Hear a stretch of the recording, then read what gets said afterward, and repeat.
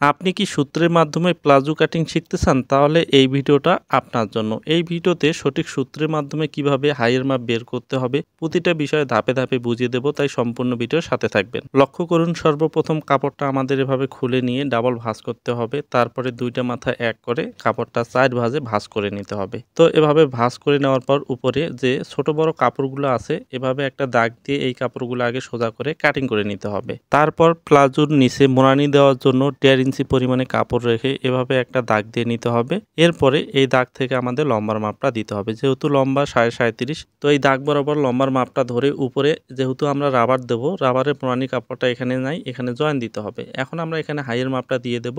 হাইয়ের মাপ বের করার সূত্র, পায়জামা লম্বার 3 ভাগের 1 ভাগ, তারপরে এখান থেকে 1 ইঞ্চি নিচে দাগটা দিতে হয়। তো আমাদের এই পায়জামার হাইয়ের মাপ বের হয়েছে 13.5 ইঞ্চি। এই 13.5 ইঞ্চিতে এভাবে দাগটা সোজা করে টেনে দিতে হবে।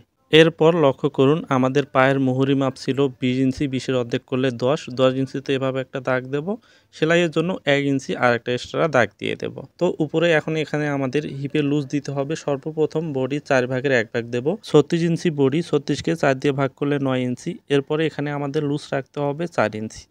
তো 9 ইঞ্চির এখান থেকে মাপ দিয়ে 4 ইঞ্চি এক্সট্রা আরেকটা দাগ দেব। তারপরে আমরা যে হাইয়ের শেপ দেবো সেটার জন্য আরও 1.5 ইঞ্চি বেশি করে নেব। এরপর লুজ সহ যে মাপটা দেওয়া আছে সেই মাপটা দেখব কত ইঞ্চি আছে। তো হিপের এখানে যে মাপটা থাকবে সেই মাপটায় উপরে আমরা দিয়ে দেব। দেওয়ার পরে সোজা স্কেল দিয়ে এই দাগটা এখন মিলিয়ে দিতে হবে। তো এভাবে ধরে দাগটা আমরা উপর নিচ সুন্দর করে মিলিয়ে দেব। হ্যাঁ, এরপর হাইয়ের শেপটা এভাবে মিলিয়ে দিতে হবে। তো এটা একটু হালকা রাউন্ড করে এটা মিলিয়ে দিতে হবে। হ্যাঁ, এরপর এই দাগ থেকে ধরে নিচ পর্যন্ত আমাদের শেপ কাট দিয়ে এখনই এটা মিলিয়ে দিতে হবে। তো এরকম শেপ কাট দিয়ে এটা মিলিয়ে দিতে হবে। সর্বপ্রথম বাড়ির পাশে দাগটা আমি দিয়ে দিতেছি।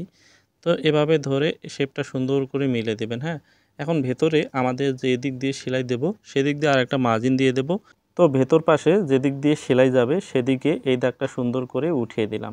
এরপর বাড়ির পাশে যে দাগটা আছে সে দাগ বরাবর এখন আমাদের কাটিং করে নিতে হবে। তো এভাবে কাটিং করে নিয়ে আমরা উপরে হাইয়ের শেপটাও সুন্দর করে কাটিং করে নেব। হ্যাঁ, তো এখানে দাগ বরাবর কাটিং করলে হবে, কোনো লুজ টুজ রাখতে হবে না। যা লুজ তো আমরা আগেই সূত্রের মাধ্যমে বের করে দিয়ে দিয়েছি। তো এভাবে কাটিং করে নেওয়ার পরে যেহেতু উপরে আমাদের জয়েন পড়বে, তো জয়েনের কাপড়টা এটা দিয়ে আমাদের হয়ে যাবে। এই কাপড়টা যেভাবে ছিল সেভাবে সুন্দর করে মাথাগুলো ঠিক করে শুধু উপরে আমরা বসিয়ে দেব। হ্যাঁ, দেওয়ার পরে এটা নিচে রেখে আমরা দেখব লম্বা কত আছে। আমাদের পায়জামার লম্বা ঠিক রেখে উপরে 2 ইঞ্চি বেশি নেব আমরা রাবার মোড়ানি দেওয়ার জন্য।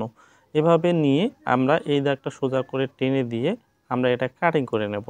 আপনি যদি এই প্লাজোটির সেলাই ভিডিও দেখতে চান তাহলে আমাদের পেজটি ফলো করে রাখুন। আমাদের বিডি দর্জিবাড়ি সেলাই প্রশিক্ষণ পেজ থেকে ফ্রিতে সেলাই প্রশিক্ষণ দেওয়া হচ্ছে। আপনি যদি ফ্রিতে সেলাই প্রশিক্ষণ নিতে চান তাহলে অবশ্যই আমাদের ফেসবুক পেজটি ফলো করে সাথে থাকবেন। ধন্যবাদ।